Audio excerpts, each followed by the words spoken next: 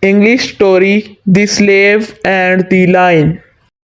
Once upon a time there was a slave. He had a cruel master. He used to treat him badly. He used to beat him and starve him. He was so much fed up that he ran away.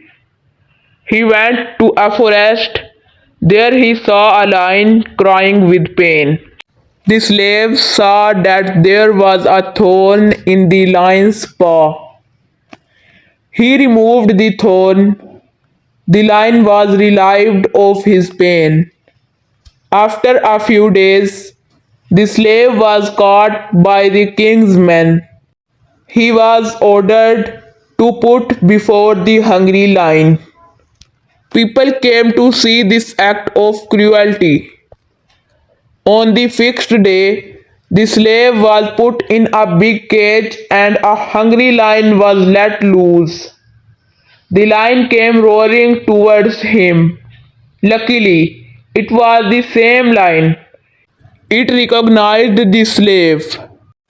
It started licking his feet. All the people were surprised to see that. The slave told them the whole story and the master set him free. Moral: kindness pays, do good, have good. Kindness never goes unrewarded.